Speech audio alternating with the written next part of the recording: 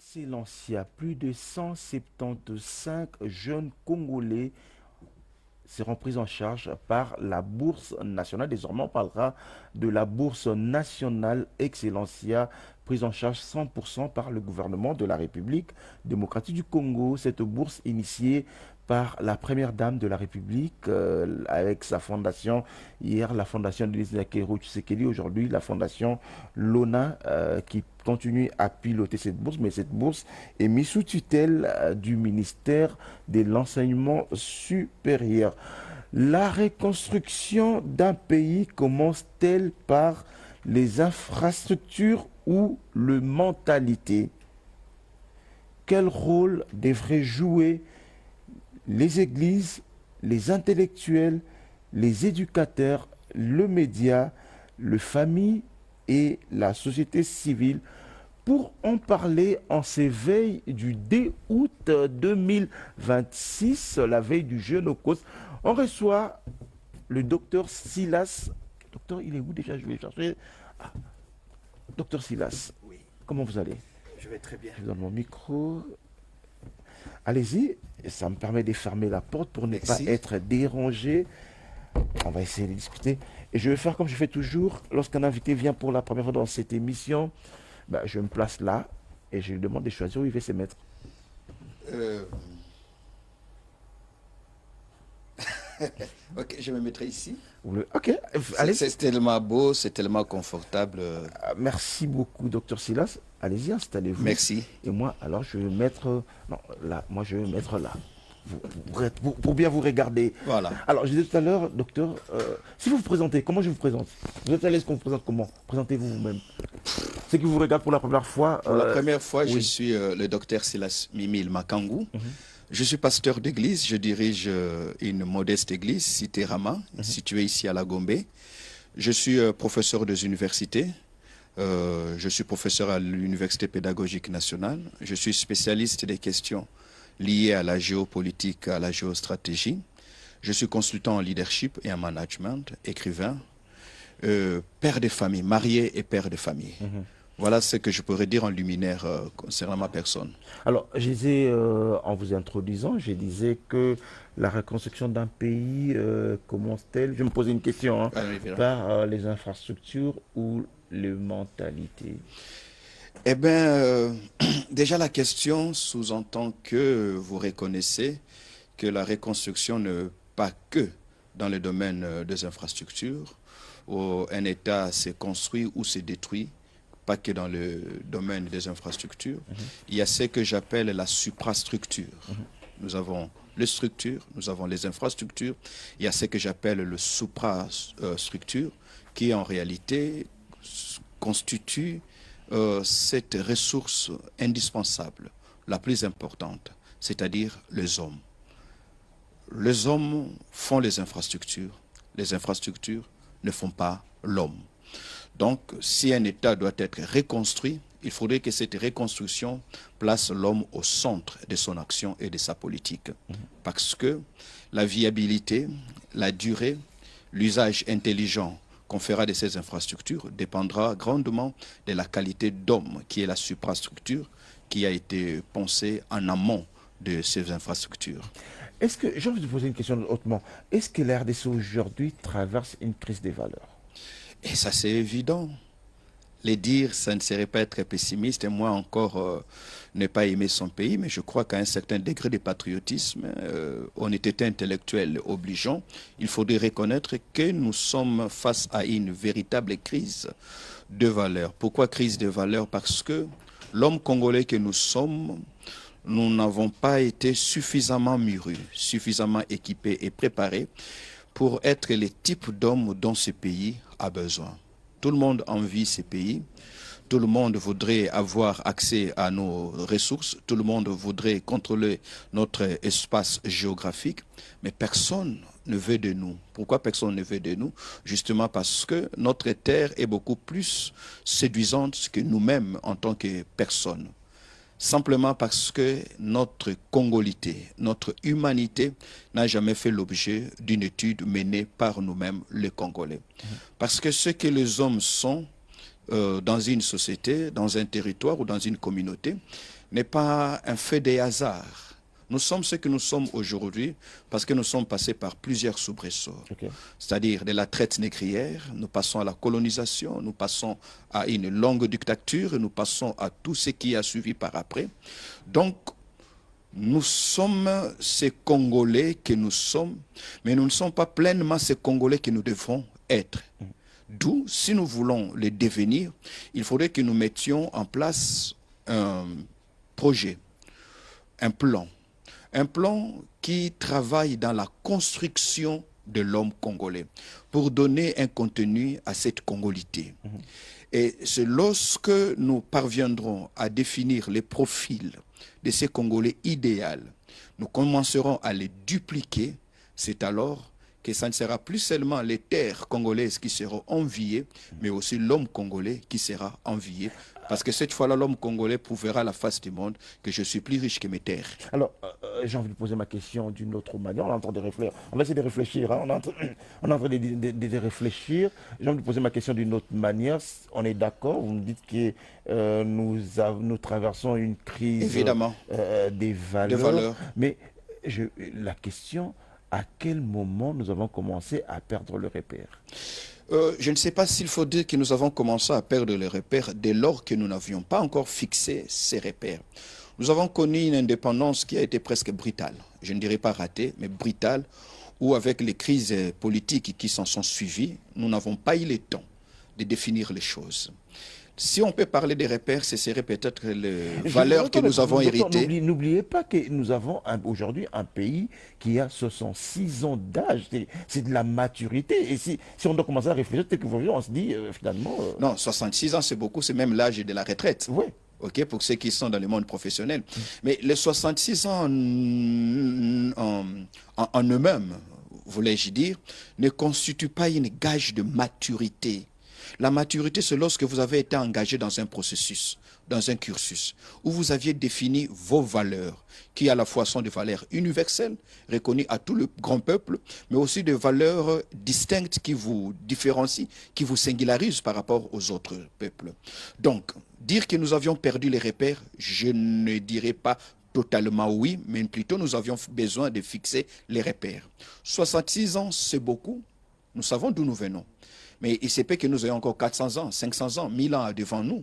Nous n'allons pas rester nostalgiques pour faire le deuil sur les 66 ans ratés, mais il y a possibilité de s'arrêter aujourd'hui pour définir quel type de Congo voulons-nous avoir, quel type d'homme il nous faudrait pour avoir ces Congos. Donc vous êtes en train de me dire des Lumumba, Mobutu, Kabila père, Kabila fils, Félix, Tshisekedi, oui. aujourd'hui...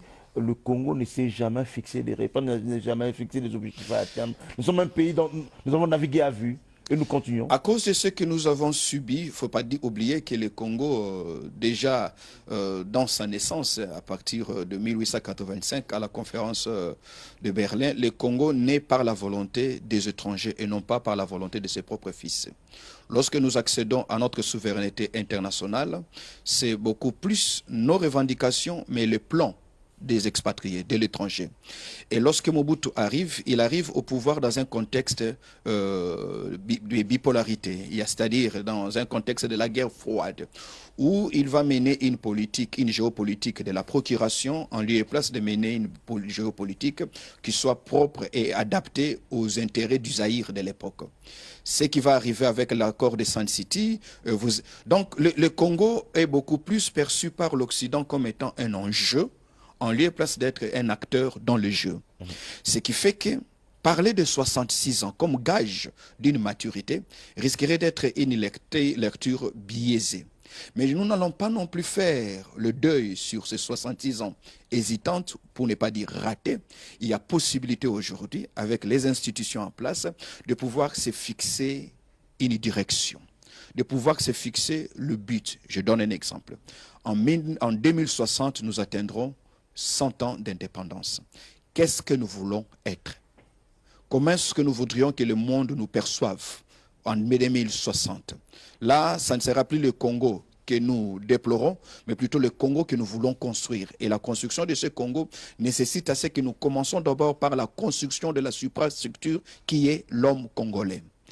quelles sont les valeurs universelles qu'a chaque grand peuple du monde, mais que le Congolais a du mal à adopter, qu'il faudrait lui inculquer, mais quelles sont aussi les valeurs que le peuple du monde n'ont pas forcément, mais qui pourraient aider le Congolais à l'avoir comme élément de marqueur, élément de singularité, pour dire voilà ce que le Congolais est. Partant de cela, nous disons combien de temps il nous faut pour construire l'homme congolais. Le chef de l'État a eu à le dire plus d'une fois. Il a même accompli quelque chose d'extraordinaire. C'est peut-être ici l'occasion de le redire en mettant en place une structure vouée à la transformation ou au changement de mentalité. Parce que quelque part, on s'est rendu compte que la plus grosse fragilité pour ces pays n'est pas seulement les appétits voraces des États voisins, n'est pas seulement l'indifférence des grandes puissances, n'est pas seulement l'instabilité qui règne autour de nous et chez nous-mêmes, mais la plus grande fragilité du Congo, c'est l'homme congolais. On ne peut pas penser un Congo fort dans l'état où nous sommes. Notre congolité est en inadéquation avec nos aspirations en tant qu'État. Nous voulons être un État fort, indépendant. Nous voulons un État prospère. Nous voulons être les greniers du monde. Nous voulons être l'atelier de l'Afrique. Nous voulons être les laboratoires scientifiques et médicaux du continent africain au regard de ce que nous représentons comme démographie, mais aussi comme positionnement géographique et géostratégique. Mais est-ce que nous saurons le devenir, mon cher ami Jesse, avec ce que vous et moi nous sommes? Non. Nous sommes des hommes inachevés. Je ne vais pas nous faire une autoflagellation, moi encore être trop sévère dans les jugements de ce que nous sommes, mais je pense que aux grands mots, des grands remèdes. Lorsqu'on veut mieux faire les choses, il ne faut pas être complaisant. L'homme congolais détenteur de plusieurs diplômes a prouvé que l'obtention ou la détention de diplômes n'a pas aidé son pays à se développer. En dépit de tout ce qu'il a comme ressources naturelles, n'a pas aidé son pays à se développer. Le problème, c'est quoi? Le problème, c'est l'homme congolais. Alors, le problème, c'est l'homme congolais, parlant... Qui qu'il soit, politique, scientifique, en général, homme des médias, homme d'église. Ben justement, je voudrais justement qu'on parle du rôle de l'Église dans la reconstruction nationale. Est-ce que vous pensez aujourd'hui, je parle de l'Église en général, est-ce que vous pensez aujourd'hui que l'Église joue son rôle? Vous savez... Après avoir peint le tableau que vous avez peint de l'homme congolais, est-ce que vous pensez qu'aujourd'hui l'Église joue son rôle? Dans la Constitution en vigueur, en son article 1er, il est stipulé que le Congo est un État laïque. Ouais. Mais sur le plan sociologique, le Congo est un État religieux. Un État religieux, c'est-à-dire un État où la majorité de la population témoigne de manière active, mais aussi publique, sa foi en Dieu.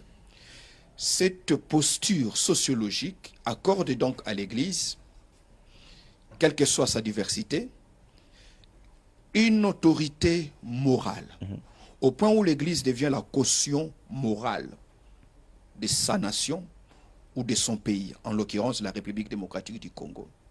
Donc, partant de cette posture, partant de cette caution qu'elle représente, l'Église ne doit plus qu'être ce cadre où les gens viennent prier pour s'adresser au grand et bon Dieu, mais doit aussi être ce cadre où les gens viennent pour être formatés, formés, afin d'acquérir les valeurs célestes, spirituelles, certes, mais qui doivent avoir une grande incidence dans leur vécu quotidien pour le développement de leur pays. Ce qui signifie, dans un pays avec une configuration sociologique qui est la nôtre, très spirituelle, très religieuse, un État très religieux, l'Église devient un acteur ou un partenaire indispensable pour les autorités politiques.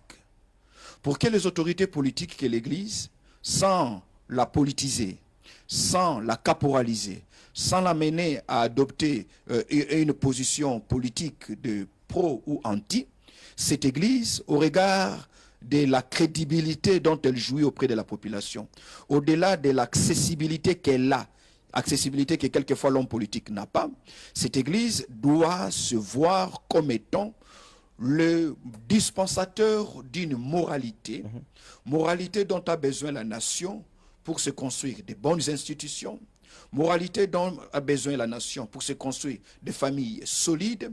Moralité dont la nation a besoin pour se construire des structures, des institutions solides. Pourquoi? Parce que l'Église, de par l'évangile qu'elle est censée véhiculer, peut aujourd'hui servir de ciment. Ciment en travaillant dans la réconciliation. En amenant les uns et les autres, en transcender chaque discours, chaque action, chaque posture qui nous ramène dans une rétraction, dans une sorte de rétraction où l'on s'est défini partant de sa tribu, partant de son ethnie, partant de son clan, partant de son parti politique. L'Église a la possibilité, elle a les moyens moraux et même spirituels d'amener les uns et les autres à regarder dans une même direction.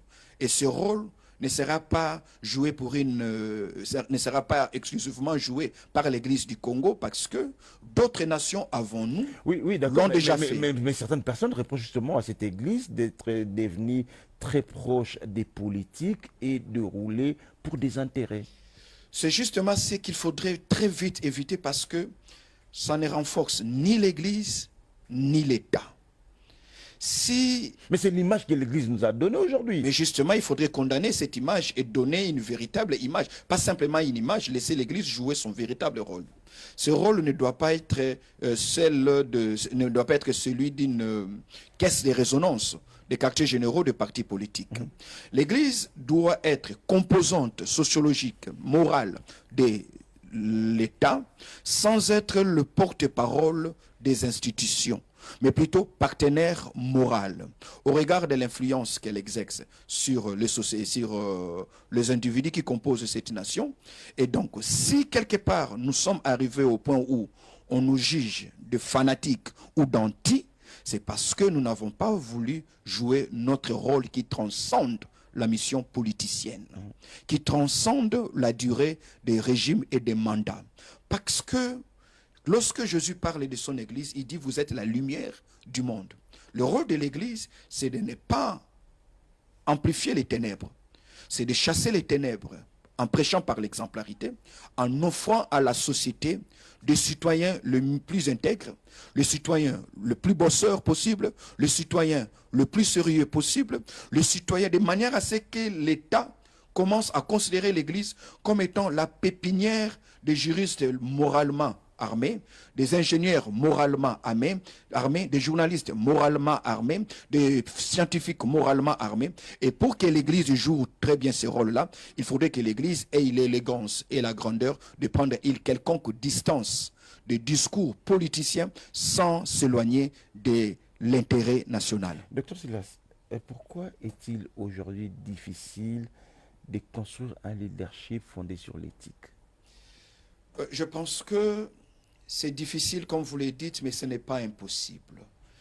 Il est certes vrai qu'il existe des pesanteurs qui montrent aux gens qu'un leadership éthique serait un leadership basé sur l'éthique, serait un leadership fragile au regard de telle ou telle autre expérience.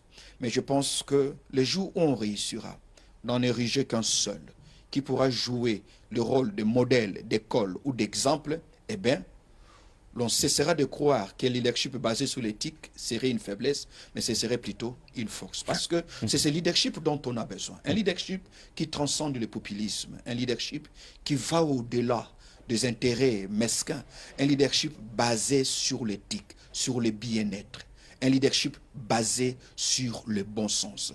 C'est ce leadership recommandable qu'il faudrait que chacun de nous, à quelque niveau qu'il se trouve, qu'il soit un homme des médias, qu'il soit homme politique, qu'il soit homme scientifique, homme d'église, c'est ce leadership que nous devons faire un effort pour pouvoir construire. Pourquoi? Parce que la moralité d'un État vaut plus que sa logistique, vaut plus que son arsenal. Lorsque la moralité est au plus bas niveau, les militaires vendent les informations, ils vendent les armes, le professeur d'université échange le point en échange donne des points en échange des rapports sexuels avec les étudiants. Ceux qui sont commis à la fonction publique ou à l'administration publique monnaient leurs services. La justice devient qu'une paperasse pour que le plus nanti ait raison au détriment du plus pauvre. Donc, construire la moralité d'un État, c'est assurer même la survie de cet État.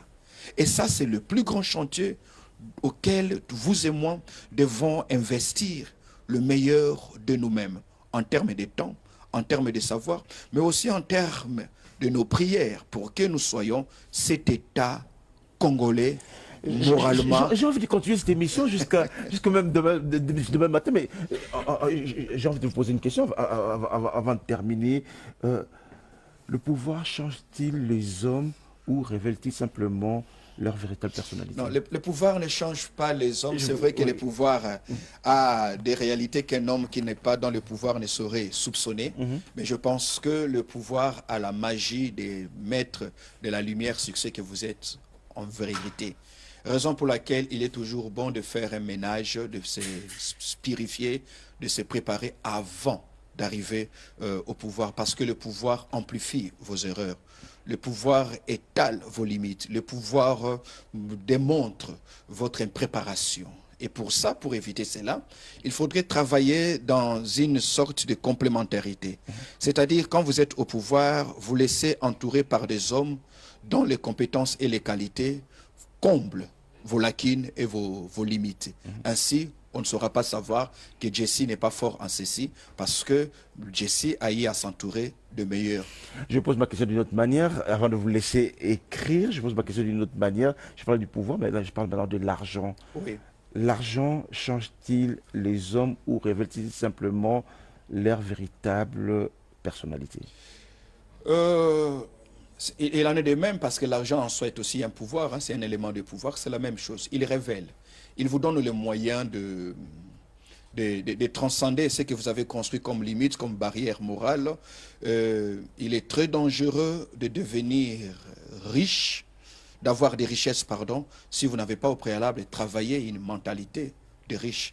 Pourquoi? Parce que la véritable richesse, c'est votre morale, c'est votre recommandabilité. J'aime bien cette phrase, hein, avoir travaillé la mentalité des riches. Oui, oui, avant de devenir riche.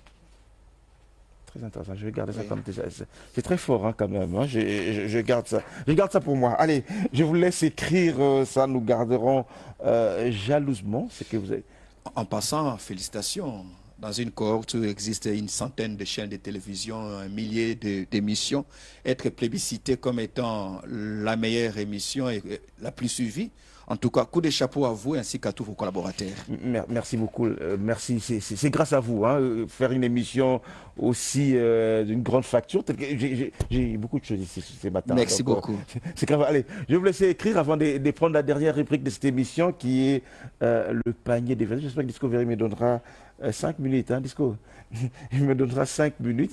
Non, le réalisateur d'antenne. J'espère qu'il me donnera 5 minutes justement pour terminer cette émission avec le docteur Silas. Allez, les temps qu'il termine. Vous avez écrit quoi? Bravo Jesse, cher Jesse, bravo, vous êtes la preuve que nous avons du potentiel en RDC. C'est pour faire un raccordement à ce qu'on disait tantôt. On a trop parlé du coltan, lithium, consort. Il est grand temps qu'on parle de la suprastructure, la supra-ressource, le super minéré. Docteur, sinon on finira jamais cette émission. on est en train déjà de voilà. Dire. Non, restez là. Okay. La dernière rubrique de cette émission, c'est cette rubrique, j'aime bien, le panier des vérités. Hein. Ce sont des réponses courtes, précises et concis. Pas fermé, pas question fermée. On va voir. Allez, on va commencer la première question. Okay. On se regarde, on se dit, vous me dites vraiment tel que vous le pensiez. Okay. Hein. Les églises ont-elles parfois échoué dans leur mission? Oui. Au Congo? On parle du Congo, oui. En partie, oui. Les responsables religieux sont-ils toujours crédibles? Non, pas toujours. Les Congolais prient-ils beaucoup, mais vivent-ils suffisamment vivent-ils suffisamment les valeurs qu'ils professent? Non, ils prient mal. La corruption est-elle devenue une culture? Un sport. Les intellectuels prennent-ils suffisamment leurs responsabilités? Ils ont démissionné. Les médias élèvent-ils les débats ou l'appauvrissent-ils? Multiplicateur des antivaleurs. Les jeunes peuvent-ils encore croire en leurs dirigeants? Il faut qu'ils croient d'abord en eux-mêmes. Le pardon est-il possible sans justice?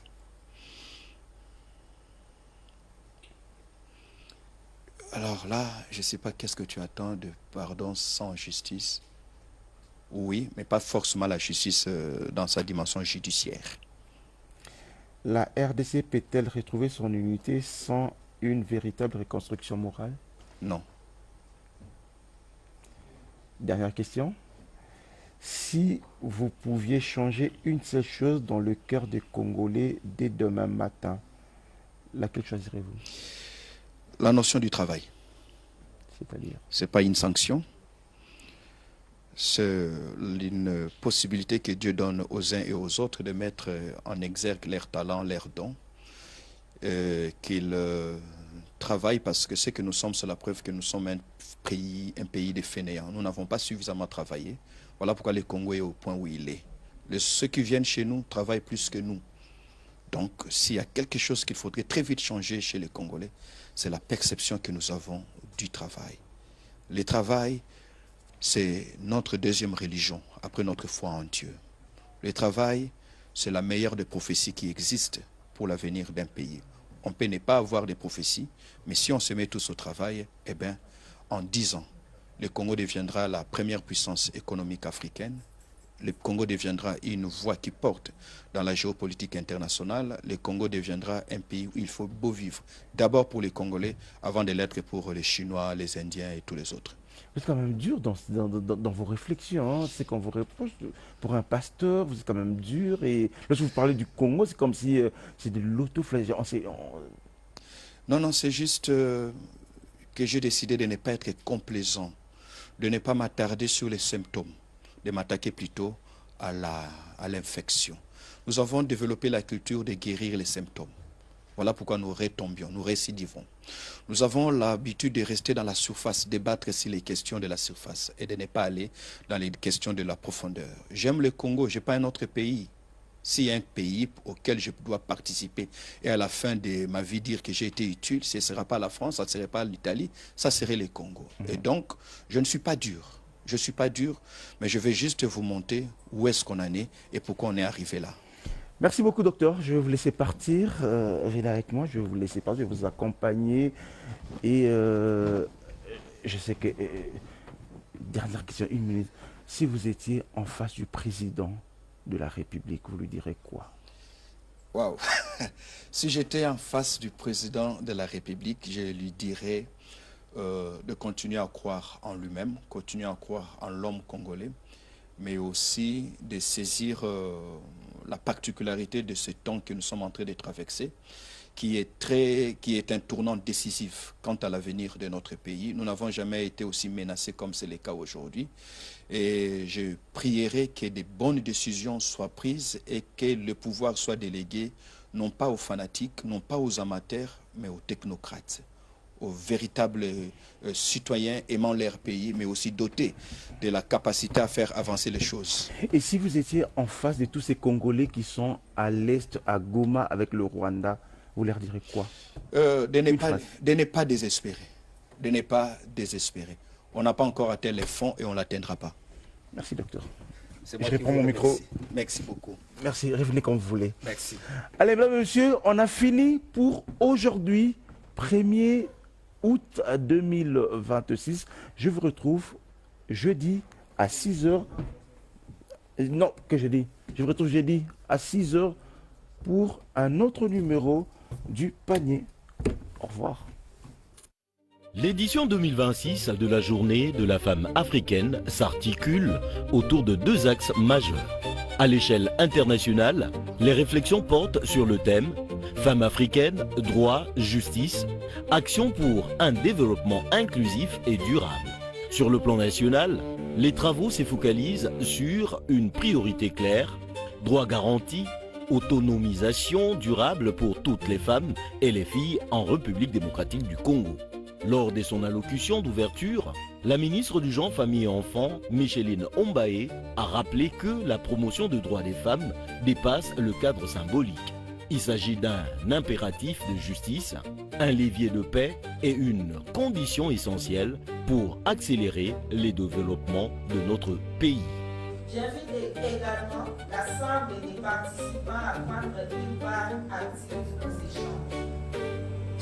Que ces travaux soient marqués par un dialogue constructif, un esprit d'ouverture et le respect des opinions et la recherche permanente du consensus autour des solutions capables d'améliorer durablement les conditions de vie. Dans cette optique, la place de la femme est jugée incontournable pour le relèvement durable des communautés.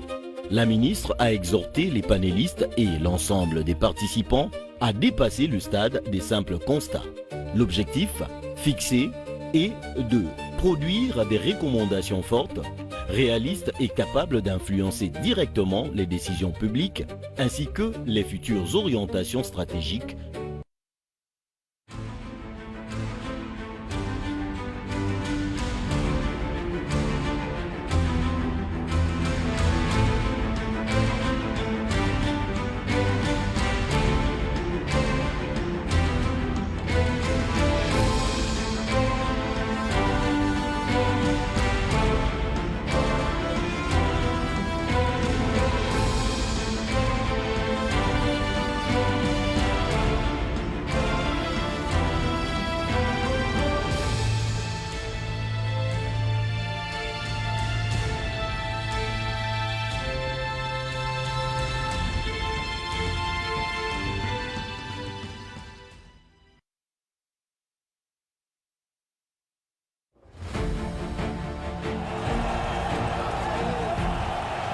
Je m'engage à user de tout ce qui est en mon pouvoir pour que les erreurs du passé ne se reproduisent plus. Même mon top pour ma kuna boy lamba, tu as 7000 francs congolais. Pour comment on les a soumis à 3400 euros comme ça qui base. Ah ouais, et comme allié touristique, tu vas profiter de ma photo. Allez-y comprendre, raisonnez bien. Donc bénéfice non, mais comme le roi allié touristique. Et comme allié touristique. Développement ezali nzela mai courant ezali ba accès au chef de l'état azobete la CT courant kutu abiso tolobela yango te lakini même kisasa batelema te. Lorsque navire est dans un mouillage ezali facturé par jour 20 000 ou bien 25 000 dollars. Wow. Et l'importateur azali ko imputer biloko wana na marchandise na ye. Conséquence, hausse de prix.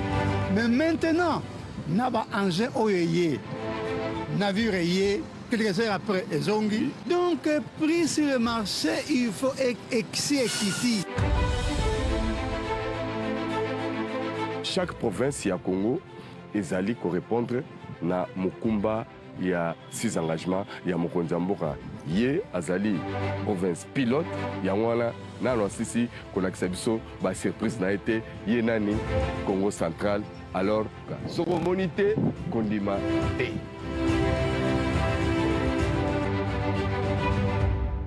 Retrouvez très bientôt les 6 engagements du chef de l'État, une émission qui vous plonge au cœur des avancées des 6 engagements du chef de l'État à travers chaque province de la République. Les 6 engagements du chef de l'État, le progrès au plus près des citoyens.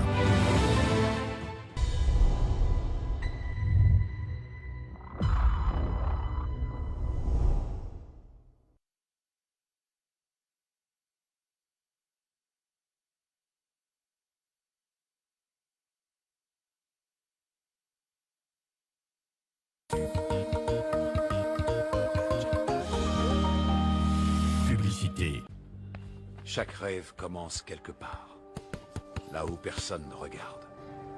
Après 52 ans, vous avez ramené notre pays à la Coupe du Monde. Vous revenez plus fort, plus respecté. Mais surtout, vous avez inspiré une génération qui sera sans limite. Bravo, les léopards. Solidaire Banque, toujours là.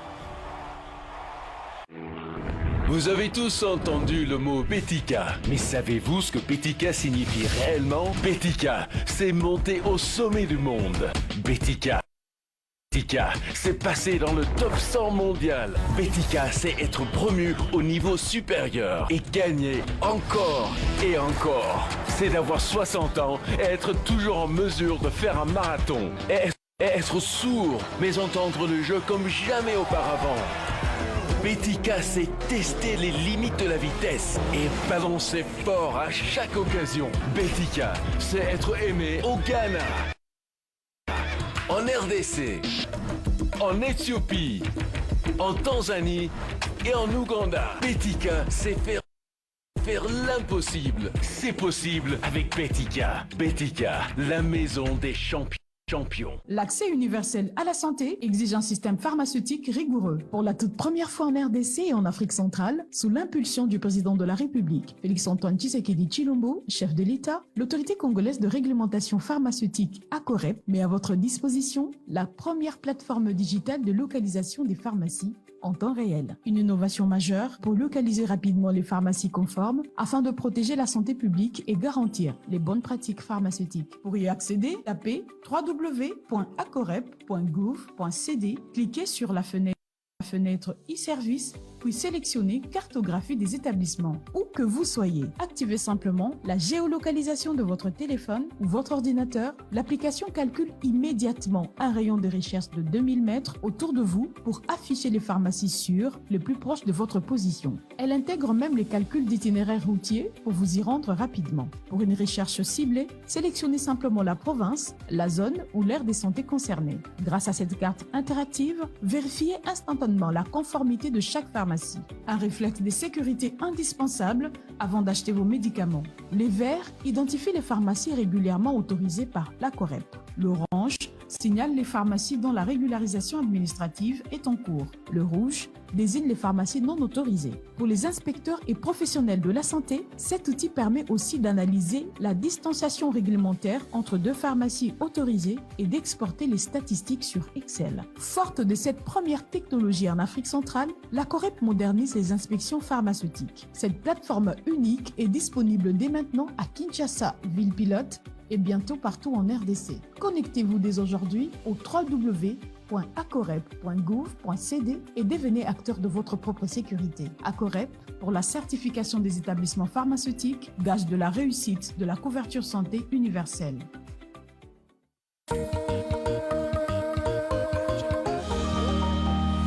Publicité.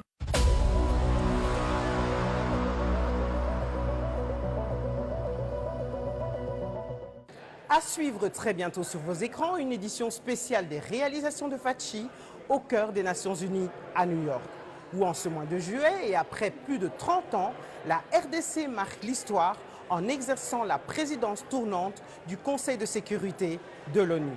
Nous vous ferons découvrir au travers d'une immersion totale, d'entretiens inédits aux côtés d'invités de marque, un décryptage des enjeux réels de ce leadership diplomatique pour comprendre comment la voix de la République démocratique du Congo s'impose désormais avec force sur la scène internationale.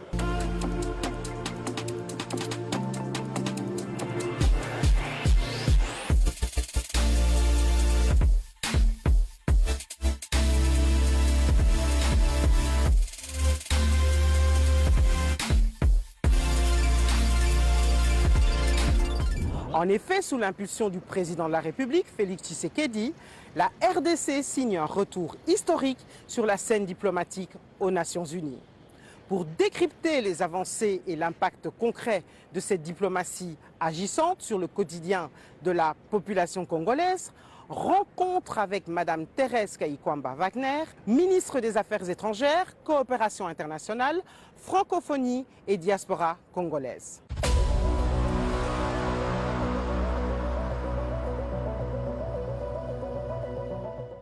Et donc, le message aujourd'hui, c'était ça.